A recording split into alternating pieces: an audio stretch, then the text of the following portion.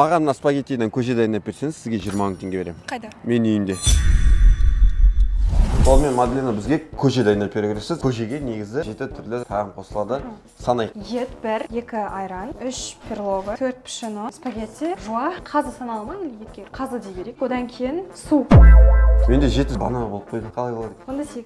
Су, 8 түрлі дәм қосамыз. Достар, бастаймыз ба? Кеттік. Бірінші еттерді. Алдық. Келесі біз пшеноны саламыз. Пшено үшін бөлек сорпа құйып алдық. Осының ішіне жалғыз өзін пісіреміз. Достар, енді сорпаның дәмі, түрі келу үшін мынандай пияз саламыз. Сонымен Мадлена енді пастамияны дайындайтын кезек келді. Пастамия қазір үлкейеді, сол үшін жартысынан аз саламыз. Бұл бізде кеспенің орнына кетеді. Осынша жарайды. Вау! Ерекше аштыңыз ғой кәдімгідей. Мен мынандай етіп ашқан адамды көрген жоқпын. Тұзының дәмін көреміз. Қалай екен? Нормально ма? Нормально. Сонымен достар, бізде еттеріміз пісіп қалыпты, шығарайын деп жатыр. Вау! Достар, біздің етіміз де қазымыз да пісіп қалыпты. Енді қазір переходпен бұның барлығын тураймыз. 1, 2, 3. Сонымен достар, біз барлығын турап болдық. Енді көжемізге етті саламыз. Бір араластырамыз. Сонымен достар, қазір айран қосамыз. Көптен күткен көжеміз дайын болды. Керемет ыдыстарымызға салып, қазір дәмін көретін боламыз. Енді бір қазысын салып жібереміз. Достар, дәмін көреміз.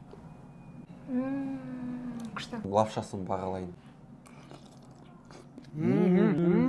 Вкусно. Нан сорпасы вообще күшті. Кәдімгідей көже шыққан. Енді не шығу керек? Сол басқа бірдеме шығып қала ма деп қорқып едім ғой. Әдемі.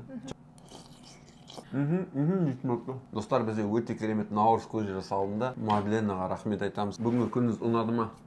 Достар, көжені қалай дайындау керектігін бүгін примерно білмейтіндерге үйреттік. Енді наурызға пастамия мен көже дайындап көріңіздер. Әр қазақтың үйінде осылай көже дайындалса, неткен керемет болады айтыңдар. Құрметті қазақ халқы, келіп жеткен әз наурыз ұлттық мерекеміз құтты болсын, басымызға амандық, аман есен жүрейік, еліміз тыныш, жұртымыз берекелі болсын.